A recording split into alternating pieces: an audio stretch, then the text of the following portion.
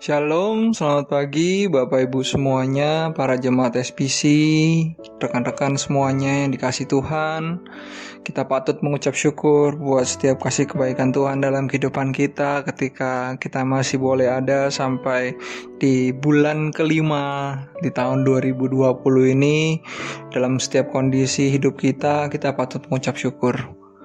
Mari saya mau mengajak Bapak Ibu semuanya untuk kita berdoa memulai ibadah kita hari ini.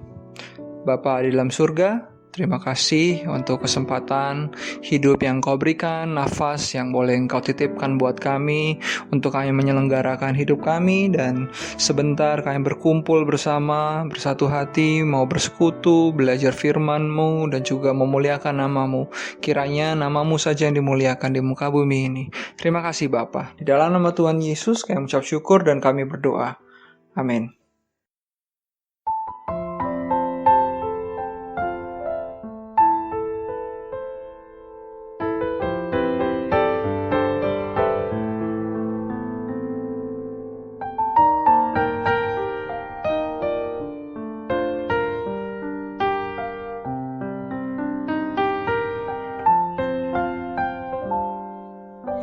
Lebih dari segalanya,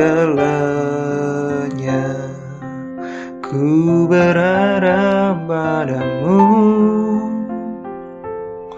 Lebih dari para penjaga, berharap fajar pagi. Begitu rindu hatiku berada dekatmu. Alangkah dalam kasih-Mu memenuhi hidupku.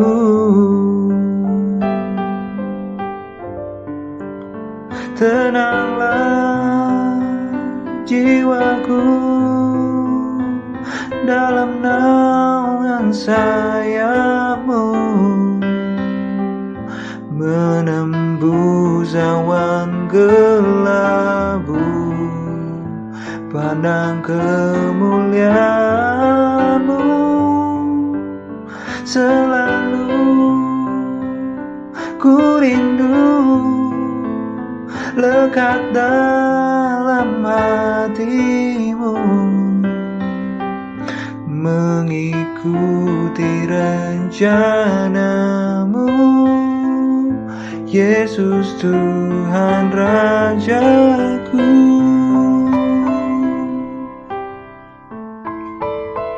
Terima kasih Tuhan, Engkau yang menenangkan jiwa kami di saat badai itu menderu, dan kami bisa tetap tenang. Itu semua karena Engkau. Terima kasih Bapa. Lebih dari segalanya, ku berharap padamu. Lebih dari para penjaga, berharap fajar pagi. Begitu rindu hatiku berada dekatmu. Alangkah dalam kasih-Mu memenuhi hidupku.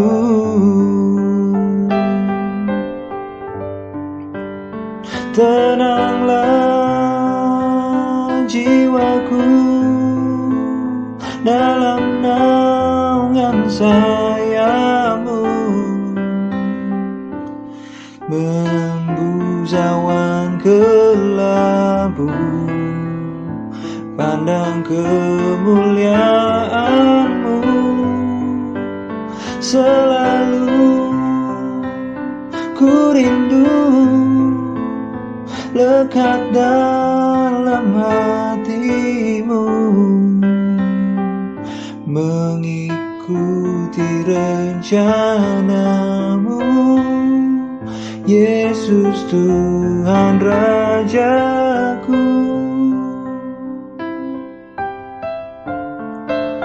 rencanamu, ikuti rencanamu, di rencanamu, Yesus Tuhan Rajaku.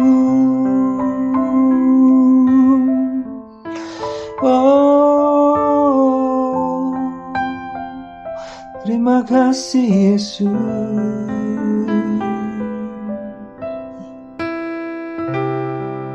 Mari Bapak Ibu, kita menenangkan hati kita. Ingatlah Ia yang memimpin langkah kita sampai hari ini. Ingatlah Dia yang membimbing kita, Tuhan Allah. Terima kasih Tuhan. Tenanglah kini hatiku, Tuhan memimpin langkahku. Di tiap saat dan kerja, tetap ku rasa tangannya. Tuhanlah yang membimbingku, tanganku dipegang teguh, hatiku berserah penuh, tanganku dipegang teguh.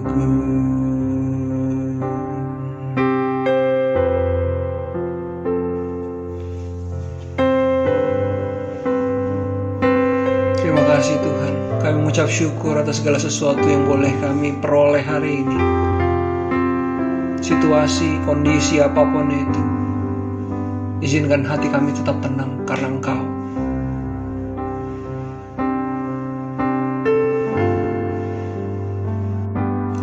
Di malam yang gelap benar, di taman indah dan segar, di topan dan di laut nan, tetap tanganku dipegang.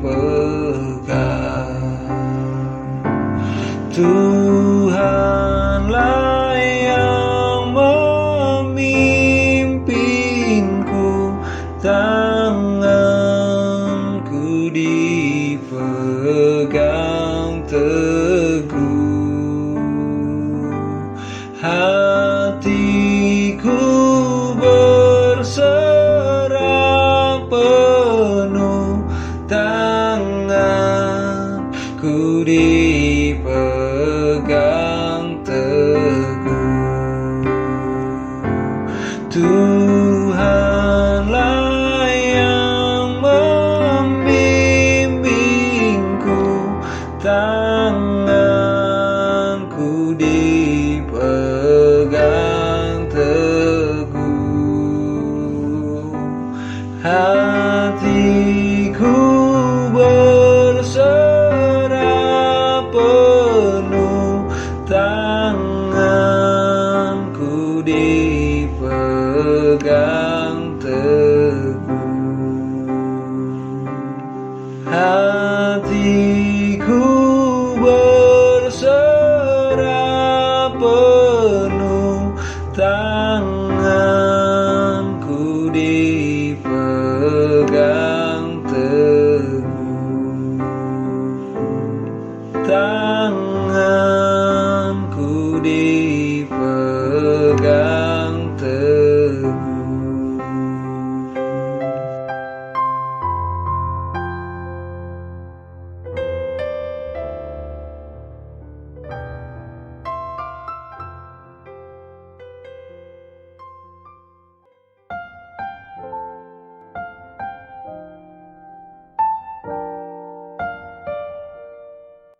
Shalom Bapak Ibu semuanya. Saya mengucap syukur kalau masih boleh ada di tengah-tengah Bapak Ibu semuanya pada hari Minggu ini. Kita berkumpul bersama kembali untuk kita beribadah, untuk bersekutu mendengarkan firman Tuhan. Kalau minggu lalu saya membagikan firman Tuhan tentang bagaimana kita tetap tenang di tengah badai. Hari ini pun saya akan meneruskan apa yang saya sampaikan minggu lalu untuk melengkapi beberapa hal yang minggu lalu belum saya sempat sampaikan. Jika minggu lalu kita membahas bahwa dunia ini dengan segala kesenangannya menawarkan suatu ketenangan buat jiwa manusia, tapi ketenangannya itu fana. Ketenangannya itu adalah sesaat ketika hal-hal itu ada, terlihat oleh mata kita bisa rasakan, kita bisa pakai, kita bisa alami. Itu membuat jiwa kita tenang. Tapi ketika itu semua tidak bisa kita genggam, tidak bisa kita pakai, tidak bisa kita gunakan, jiwa kita resah. Jiwa kita menjadi tidak tenang. Nah, hari ini kita akan melanjutkan renungan kita. Dan jikalau minggu kemarin kita sempat membahas bagaimana murid-murid Yesus yang pada saat itu bersama-sama dengan Yesus ada di sebuah perahu, diterpa oleh angin ribut dan mereka mengalami ketakutan. Bahkan mereka katakan bahwa Guru, kami binasa. Kalau kita tahu mereka sama-sama adalah nelayan, dan sepertinya buat nelayan angin ribut itu di tengah lautan bukan satu hal yang asing, itu biasa.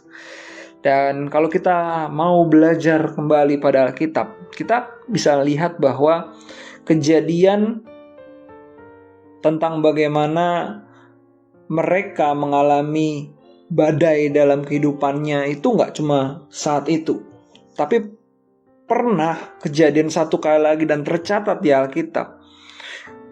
Kita bisa melihatnya di Matius 14 ayat ke-22 sampai 23. Itu kisah di mana tentang Yesus berjalan di atas air. Ya. Ini Injil sinopsis yang nanti Bapak Ibu bisa pelajari kembali di Injil Yohanes dan Markus. Kisah ini nggak asing. Bapak Gembala pernah mengkhotbahkannya dalam seri eksposisi Injil Matius, ya.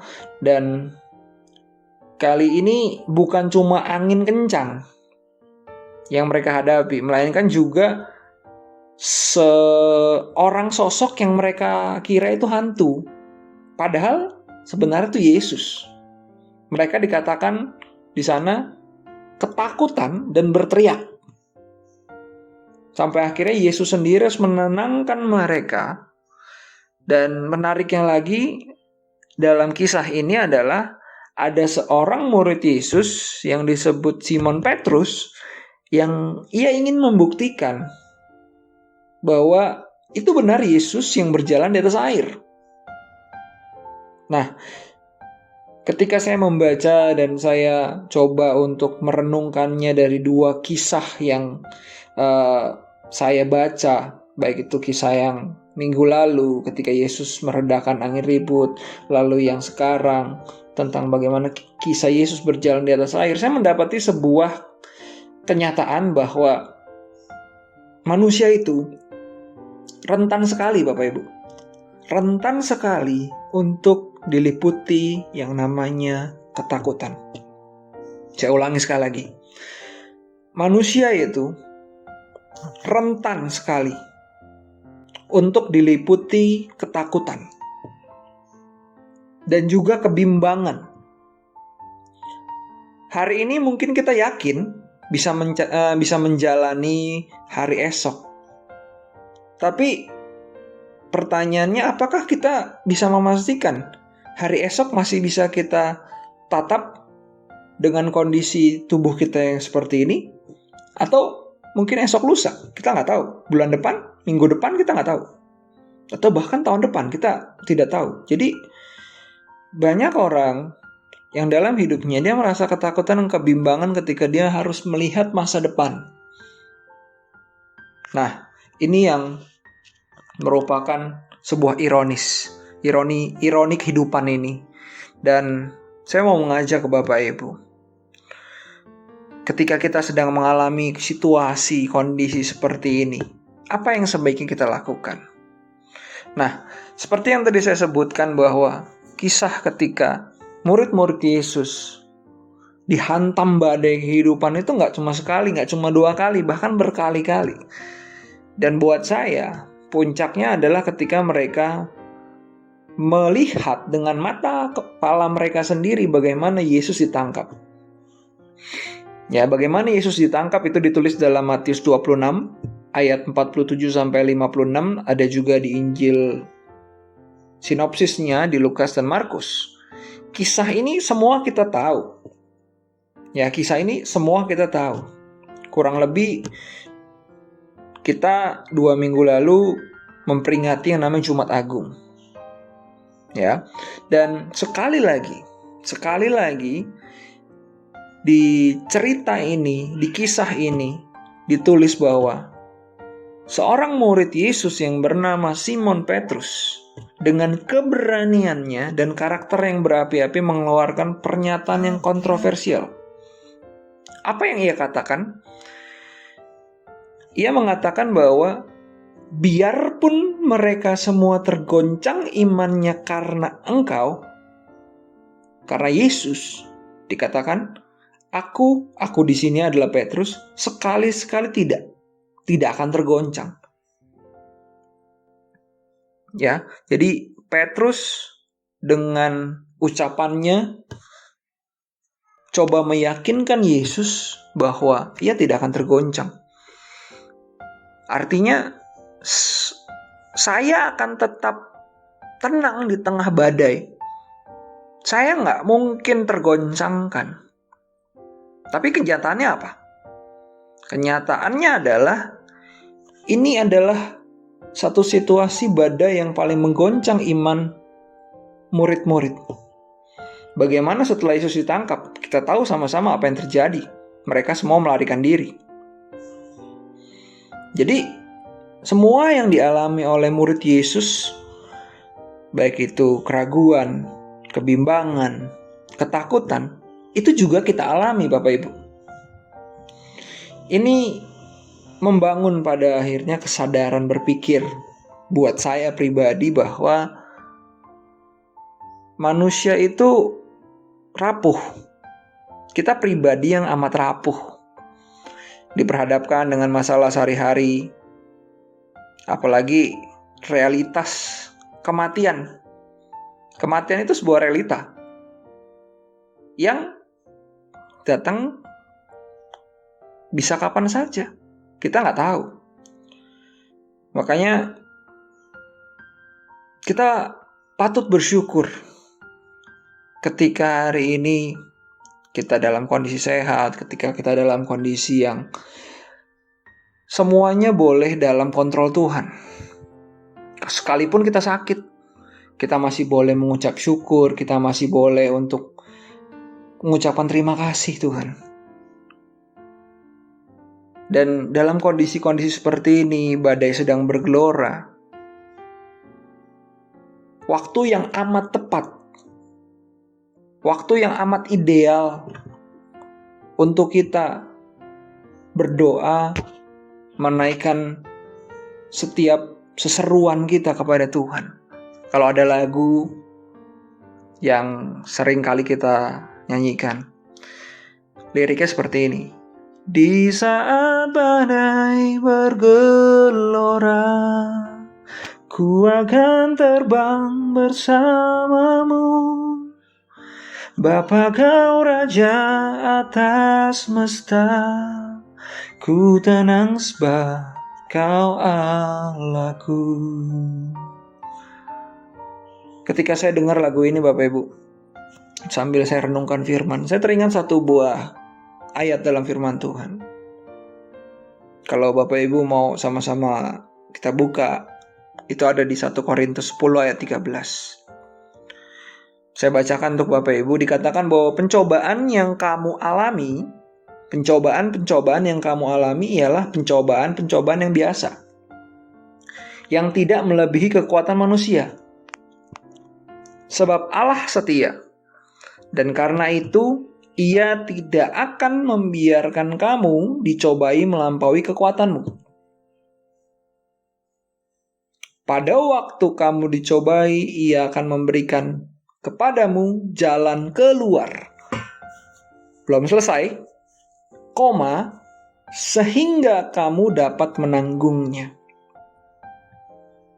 Ini adalah tulisan dari Rasul Paulus kepada jemaatnya yang di Korintus.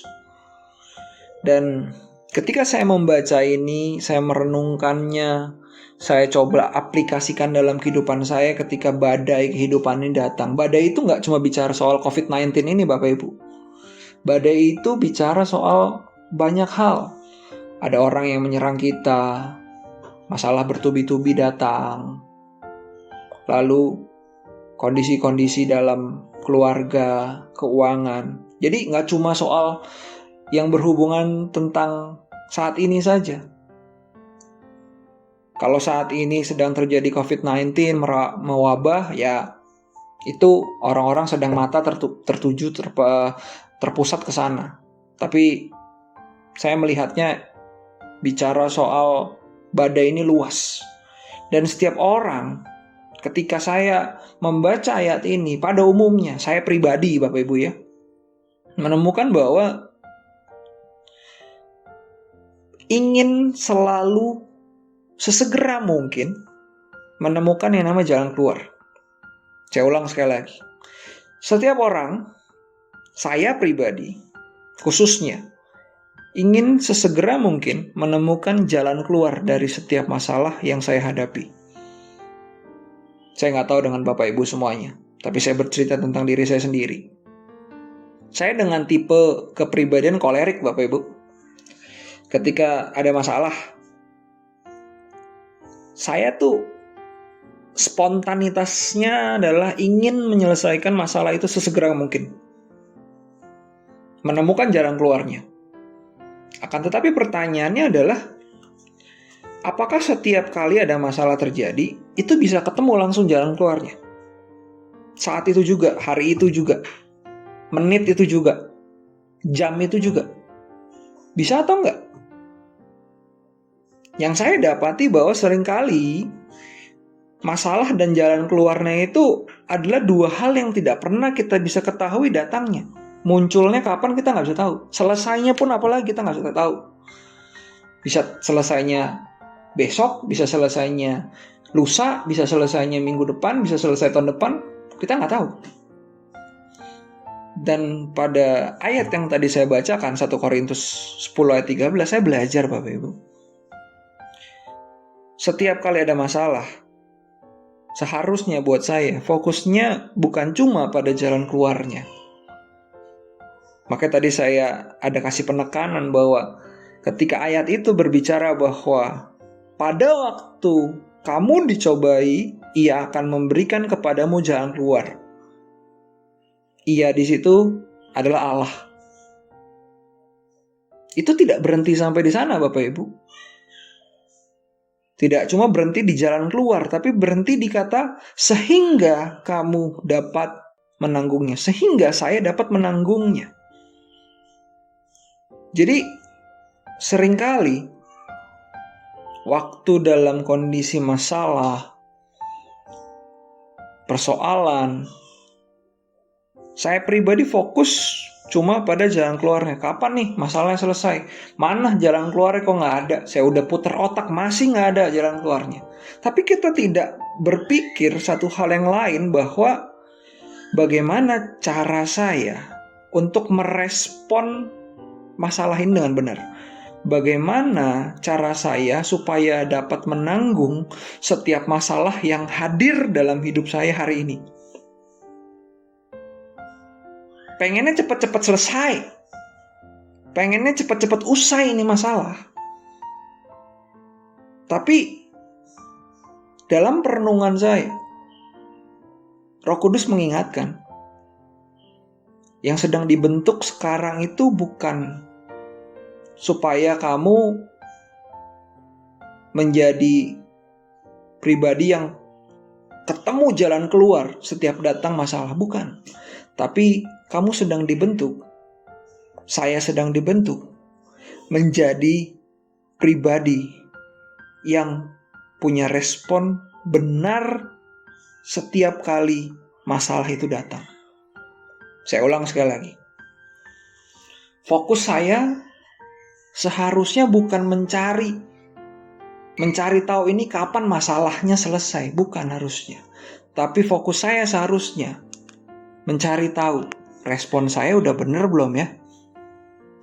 Saya kemarin marah-marah mulu apa enggak di rumah ketika masalah dengan istri saya. Saya marah-marah terus apa enggak sama anak saya, atau saya menyerang klien saya ketika saya sedang dirugikan, atau saya mencari pembenaran kah, atau saya berbohong, atau saya tidak jujur kah? Bagaimana saya merespon masalah itu? Yang saya dapati Bapak Ibu, dan saya di sini perlu bertobat, bahwa seringkali ketika saya fokusnya, tadi saya sampaikan di awal, fokusnya pokoknya pengen jalan keluar cepet ketemu jalan keluarnya. Yang keluar itu apa? Yang keluar itu pribadi saya yang tidak sabar. Monster keberingasan saya muncul. Jadi kalau masalah itu berhubungan dengan orang lain, saya nggak jarang pasang wajah jelek, saya labrak orang, tidak peduli perasaan orang lain, saya korbankan orang lain, baik lewat kata-kata saya, tindakan saya, bahkan ya tadi, wajah saya bikin kayak monster beringas, supaya orang takut, supaya orang tuh jangan cari masalah sama saya. Tapi apakah itu menyelesaikan masalah? Tidak, masalahnya tambah rumit. Dan masalah terbesar adalah karakter saya nggak berubah. Karakter saya makin buruk. Karakter saya yang makin rusak. Dan itu yang paling menyedihkan. Yang kalau setiap malam saya berdoa mengevaluasi Tuhan, kenapa tadi saya ngomong seperti ini ya? Kenapa saya harus bersungut-sungut? Kenapa saya harus mengutuki orang ini? Tadi pagi saya dalam doa saya berjanji, Tuhan, saya mau sempurna seperti Bapa. Saya mau kayak putramu yang tunggal, Tuhan Yesus. Berarti ada ujian yang datang. Dan ketika ujian datang itu saya gagal. Ketika ujian datang, saya gak mampu melewatinya dengan benar, dengan respon yang tepat. Maka itu, Bapak Ibu, saya mendapati bahwa yang membuat saya bisa tetap tenang di kondisi seperti ini, yang pertama, ini sudah saya sampaikan di minggu lalu, waktu pribadi dengan Tuhan. Waktu pribadi itu gak cuma waktu doa.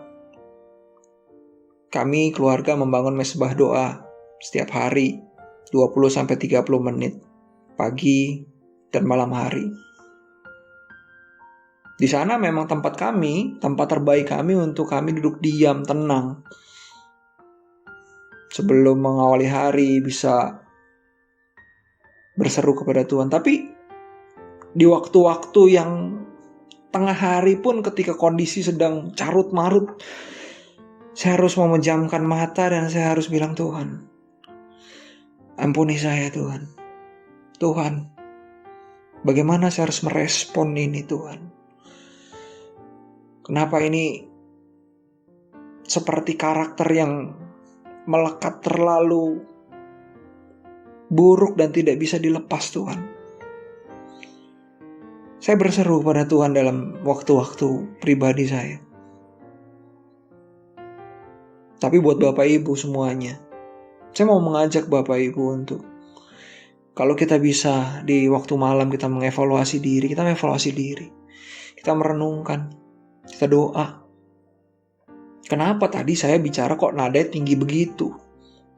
Padahal cuma sama anak saya. Kenapa saya kok ngambil keputusan harus sampai argumen? Kalau minggu lalu saya bilang, saya tuh ngomong kayak orang Betawi, ceplok batok. komentar semau saya.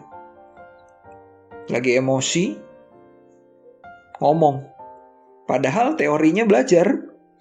Kalau dalam kondisi emosi jangan berkomentar banyak, diem aja. Tapi itu tidak keluar. Yang kedua Bapak Ibu, apa yang membuat saya pribadi bisa tetap tenang?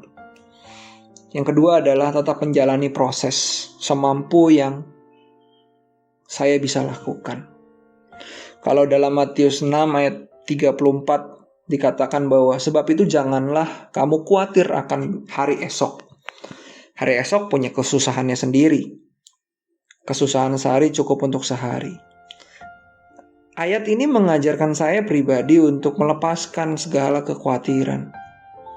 Berusaha untuk memandang hari esok, hari yang akan datang. Masalahnya pilihan itu di tangan setiap kita. Mau menjalani hari dengan kekhawatiran, ketakutan, keluhan, umpatan, atau dengan tetap tenang, melakukan yang semaksimal kita bisa lakukan. Gak gampang Bapak Ibu kondisi ini. Saya pernah ngalamin dan sering kali. Hati lagi campur aduk, kesel, sedih, kecewa, marah. Di saat yang bersamaan kan kita sedang ada yang namanya pekerjaan, aktivitas. Tetapi harus tetap tenang dan itu gak mudah. Dan proses seperti ini tuh buat saya pribadi menyakitkan. Kenapa? Karena terbiasa di masa-masa muda saya tuh gak pernah sabar. Jadi kalau harus melewati proses panjang tuh respon pertama apa? Ngeluh, marah, mengumpat. Saya punya kemauan keras. Kalau saya mau hari ini.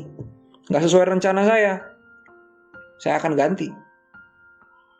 Tapi pada kenyataannya di keluarga, bersama dengan istri, anak, lalu dengan orang tua.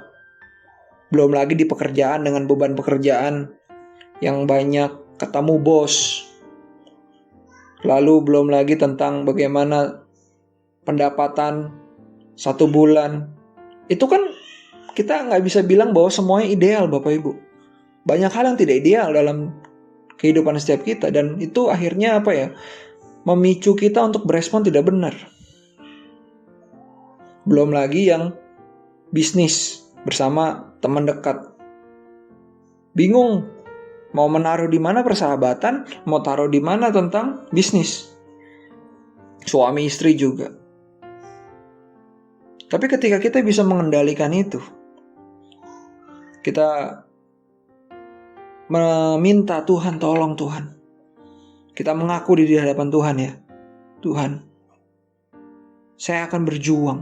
Saya akan menaruh komitmen untuk saya bisa merubah setiap perilaku saya dan perangai saya yang buruk. Itu di situ Roh Kudus akan menuntun kita. Roh Kudus akan mengarahkan kita. Supaya apa? Supaya kita cakap dalam menjalani persoalan. Supaya kita mampu untuk menjalani setiap hari. Ketemu masalah satu, respon kita benar. Saya gak bicara sedang, jalan keluarnya sudah ketemu. Gak ada yang tahu jalan keluar itu kapan datangnya. Tapi yang saya bicarakan adalah minimal respon saya harus benar. Saya akan jalani semampu saya bisa. Urusan nanti ada jalan keluar di ujung, saya bersyukur. Gak ada pun saya harus belajar untuk berespon dengan benar. Nah ini kan bukan perkara mudah seumur hidup. Karena masalah itu akan selalu ada bersama dengan kita, berdampingan seumur hidup. Dan yang ketiga, yang membuat saya tetap tenang dalam kondisi badai ini adalah, saya tahu Bapak Ibu, saya tahu dan saya sadar bahwa dalam setiap persoalan ini hanya satu yang Tuhan inginkan. Yang Tuhan inginkan adalah Ia melihat karakter saya berubah. Tuhan mau karakter kita berubah Bapak Ibu dalam setiap badai yang kita lalui ini. Kalau dalam 1 Petrus 1 ayat 6-9 kita diminta untuk bersuka cita dalam berbagai-bagai pencobaan. Sebenarnya tujuannya apa sih? Dikatakan di ayat 7 dan 9 bahwa Tuhan mau kita membuktikan kemurnian iman kita dengan tujuan agar jiwa kita bisa selamat. Maksudnya apa? Tuhan mau melihat seberapa kita tetap taat kepada Dia dalam kondisi sulit, dalam kondisi terhimpit. Ini karakter Kristus yang tetap sabar, yang tetap taat. Itu masih kita kenakan apa enggak? Kita masih ikuti teladannya apa enggak? Bahkan Yesus Kristus dalam pergumulannya, Dia didera, Dia dicaci maki. Kita tahu sama-sama Dia tidak berbuat dosa dengan mulutnya. Bahkan masih sempat peduli dengan orang-orang yang ada di sebelah kiri dan kanannya di kayu salib. Jadi saya menyadari pada akhirnya sekali lagi, saya perlu untuk merubah karakter saya, Bapak Ibu. Saya perlu untuk merubah karakter saya.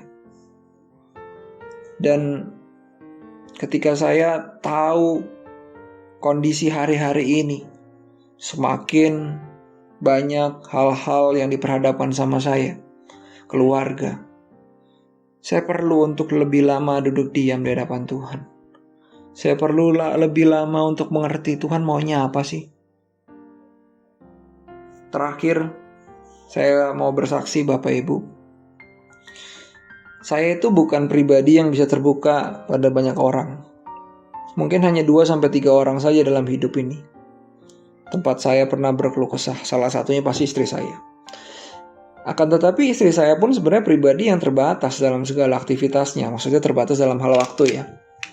Tidak semua beban yang saya pikul hari ini itu bisa saya ajak dia untuk pikul.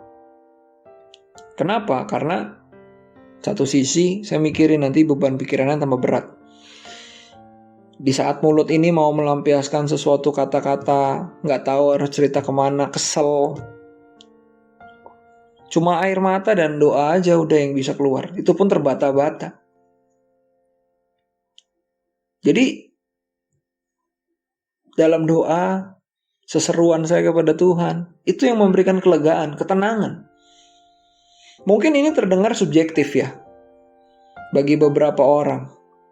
Akan tetapi daripada saya mengumbar kekecewaan saya, kekesalan saya di media sosial, saya lebih memilih untuk berseru dan menangis di bawah kaki Tuhan. Lebih deras lagi ketika saya air mata mengalir, ketika saya tahu kok ini saya karakternya kok begini banget ya Tuhan ya. Gak bisa tenang, gak bisa untuk melihat kondisi orang. Pengennya tuh serba semuanya sesuai dengan harapan saya. Jadi saya benar-benar dalam doa itu saya tertegur dan saya bilang, saya masih bisa apa enggak ya berubah? Dengan cara saya melukai orang, dengan cara saya menyakiti orang. Jadi ketika ada konflik-konflik itu saya sadar saya belum seperti Kristus, masih jauh Bapak Ibu. Dan saya menyesalinya.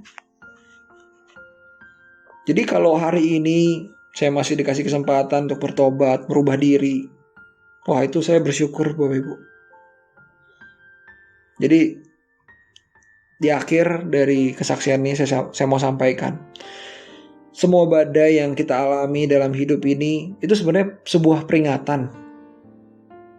Peringatan agar kita hidup terus dekat dengan Allah. Kita datang kepada Dia, membangun hubungan dengan Dia. Sambil kita terus mempersiapkan diri. Satu kali kita dipanggil pulang, Tuhan melihat kita pribadi yang setia, pribadi yang selama kita hidup kita menjalankan apa yang Ia sampaikan. Itu saja Bapak Ibu untuk renungan hari ini. Semoga bisa memberkati Bapak Ibu semuanya. Mari kita berdoa.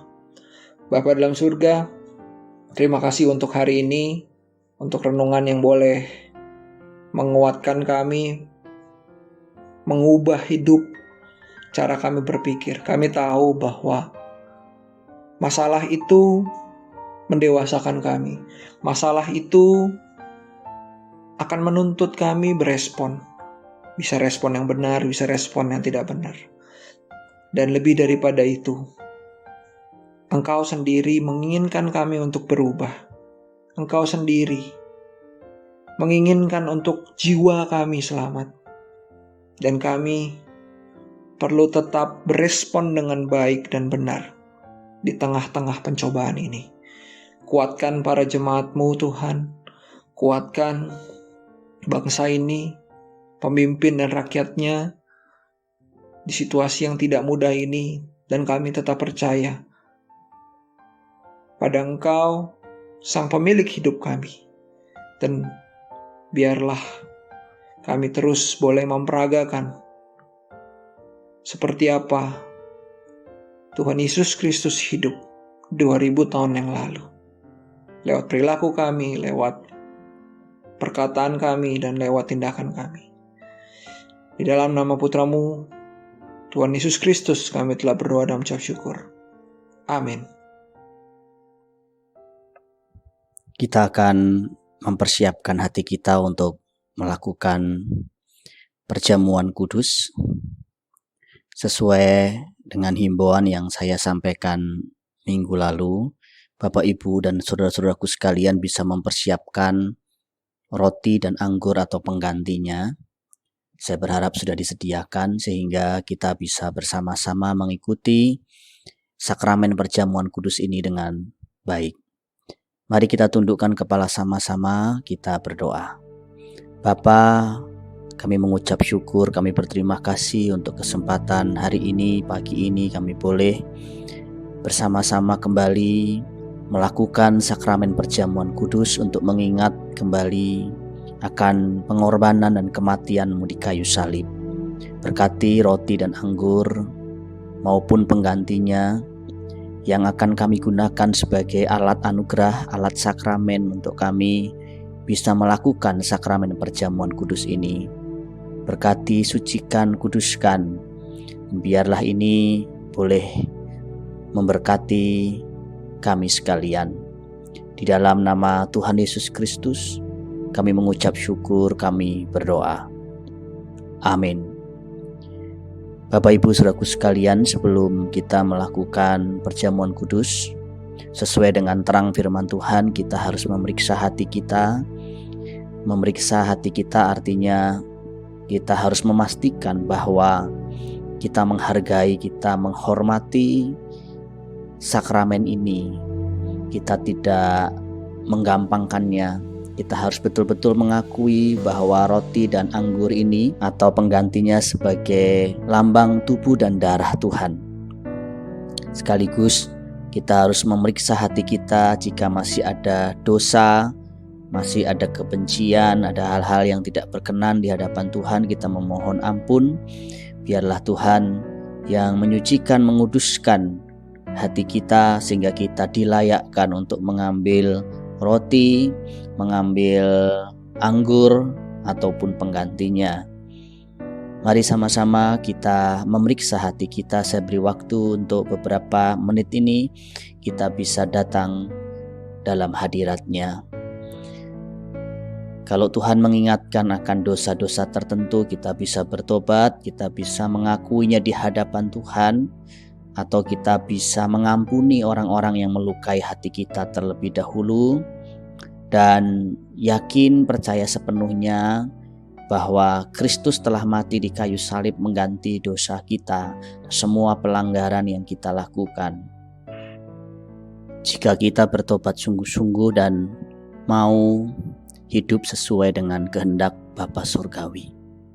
Mari kita pertama-tama angkat roti di tangan sebelah kanan kita. Dengarkan firman Tuhan yang tertulis, sebab apa yang telah kuteruskan kepadamu telah aku terima dari Tuhan, yaitu bahwa Tuhan Yesus pada malam waktu Ia diserahkan, mengambil roti dan sesudah itu mengucap syukur atasnya. Ia memecah-mecahkannya dan berkata, "Inilah tubuhku yang diserahkan bagi kamu. Perbuatlah ini menjadi peringatan akan aku." Bukankah roti yang kita pecah-pecahkan adalah persekutuan dengan tubuh Kristus? Mari sama-sama yang percaya berkata amin. Kita makan dengan iman dalam nama Tuhan Yesus Kristus. Sekarang persiapkan anggur atau penggantinya dan pindahkan. Angkat di tangan sebelah kanan saudara, lebih tinggi di atas kepalamu. Mari sama-sama kita dengarkan firman Tuhan. Demikian juga ia mengambil cawan sesudah makan lalu berkata, "Cawan ini adalah perjanjian baru yang dimeteraikan oleh darahku. Perbuatlah ini setiap kali kamu meminumnya menjadi peringatan akan aku. Sebab setiap kali kamu makan roti ini dan minum cawan ini, kamu memberitakan kematian Tuhan sampai ia datang." Bukankah cawan pengucapan syukur yang atasnya kita ucapkan syukur adalah persekutuan dengan darah Kristus? Mari sama-sama kita berkata, amin. Kita minum dengan iman dalam nama Tuhan Yesus Kristus. Mari sebentar kita mengucap syukur secara pribadi masing-masing kepada Tuhan atas anugerah yang Tuhan beri bagi kita untuk keselamatan jiwa kita. Kita mengucap syukur untuk kemurahan Tuhan. Kita boleh diselamatkan dan diberi kesempatan untuk mengerjakan keselamatan itu dengan takut dan gentar sampai hari ini. Kesempatan untuk bertobat yang senantiasa Tuhan berikan sampai hari ini. Kita mengucap syukur, kita berterima kasih kepada Tuhan. Bapa, kami mengucap syukur, kami berterima kasih untuk anugerah-Mu, termasuk untuk kemurahan dan kesabaran-Mu terhadap kami. Kami diberi kesempatan untuk bertobat dari hari ke hari untuk membenahi diri, memperbaiki apa yang masih bisa kami perbaiki. Terima kasih, kami rindu semakin hari kami semakin menyenangkan hati-Mu. Di tengah-tengah situasi zaman dunia yang bergejolak ini, biar mata hati kami tetap tertuju kepadamu. Terpujilah nama-Mu ya Bapa. Di dalam nama Tuhan Yesus Kristus Putra-Mu yang tunggal, kami panjatkan doa kami. Amin. Baik Bapak Ibu Saudaraku sekalian, ada beberapa pengumuman yang ingin saya sampaikan. Yang pertama, bahwa ibadah minggu depan, ibadah tetap berlangsung seperti ini. Kita tetap berdoa supaya wabah pandemi corona ini bisa cepat segera terselesaikan, teratasi, dan ada kabar baik segera kita dengar sehingga kita bisa beribadah bersama-sama, berkumpul, dan kita juga bisa belajar lagi bertumbuh kebenaran lewat homsel, pemuridan, juga kegiatan-kegiatan yang lain. Saya mengucap syukur, berterima kasih untuk saudara yang sampai hari ini masih setia mendengarkan renungan, setia untuk berdoa bersama setiap jam 9 malam. Saya mengingatkan kembali untuk kita mengisi waktu-waktu kosong kita dengan hal-hal yang produktif, hal-hal yang mendekatkan diri kita kepada Tuhan dan keluarga. Jangan sampai kita sudah ada kesempatan bersama keluarga tetapi tidak dimanfaatkan dengan baik. Ada kesempatan kita membaca Alkitab, ada kesempatan kita belajar firman, dulu alasannya karena kita kerja sibuk. Sekarang Tuhan sudah kasih waktu lebih banyak, kita harus juga manfaatkan dengan baik. Kemudian saya mengingatkan dan juga menghimbau untuk kita saling memperhatikan satu dengan yang lain dalam kondisi seperti ini. Biarlah kita saling bertukar informasi, memperhatikan teman-teman kita yang terdekat kita, yang bisa kita jangkau, kita bisa hubungi. Apa yang menjadi kesulitannya kita bisa saling berbagi. Saudara yang rindu memberikan persembahan sebagai korban, sebagai persembahan saudara di masa-masa sulit seperti ini, saudara bisa memberikan persembahan sesuai dengan kadar iman dan berkat saudara ke nomor rekening SBC Ministry yang terlampir. Saya kira Itu saja yang perlu saya sampaikan. Nah, kita akan akhiri ibadah hari ini dengan doa penutup dan doa berkat. Mari kita berdoa bersama-sama. Bapa, terima kasih untuk seluruh rangkaian ibadah recording yang kami telah jalani hari ini dalam kesederhanaan kami, baik secara fasilitas maupun pelayanan. Ampuni jika apa yang kami persembahkan belum maksimal di hadirat-Mu, di hadapan-Mu. Dan biarlah dari hari ke hari kami boleh mempersembahkan satu pengabdian dan pelayanan kami yang terbaik bagi Engkau. Kami mengucap syukur berterima kasih untuk hamba-hamba-Mu yang telah setia melayani dengan ibadah seperti ini. Baik worship leader, juga Pak Diki yang telah menyampaikan firman-Mu, firman yang boleh menguatkan dan memberkati kami dalam situasi dunia yang bergelora ini. Biarlah firman yang kami dengar, firman yang kami terima boleh menguatkan kami, menyegarkan jiwa kami. Sehingga sekalipun dunia bergoncang, sekalipun situasinya seperti ini, mata hati kami tetap tertuju kepada Tuhan.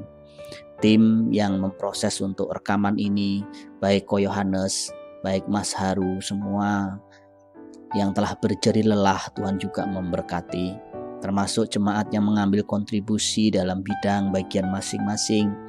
Mereka yang setia memberikan persembahan syukur, berapapun nilainya dari pengorbanan mereka, dari kekurangan mereka, biarlah Engkau memberkati mereka sekalian. Terima kasih Bapa, di dalam nama Tuhan Yesus Kristus, kami panjatkan doa kami. Amin. Jemaat yang dikasihi Tuhan, sekarang arahkan hatimu, kedangkan tanganmu, dan terimalah berkat Tuhan. Tuhan memberkati engkau dan melindungi engkau. Tuhan menyinari engkau dengan wajah-Nya dan memberi engkau kasih karunia. Tuhan menghadapkan wajah-Nya kepadamu dan memberi engkau damai sejahtera. Kiranya berkat Tuhan turun atas kita sekalian, yaitu berkat damai sejahtera dari Bapa Surgawi, kasih sayang dari Tuhan kita Yesus Kristus, dan pimpinan penyertaan Roh Kudus akan memimpin menyertai hidupmu mulai hari ini sampai Maranatha, Tuhan datang kedua kali menjemput kita sekalian dalam awan-awan permai. Sama-sama yang diberkati kita berkata, amin. Ibadah selesai, Tuhan Yesus memberkati kita sekalian.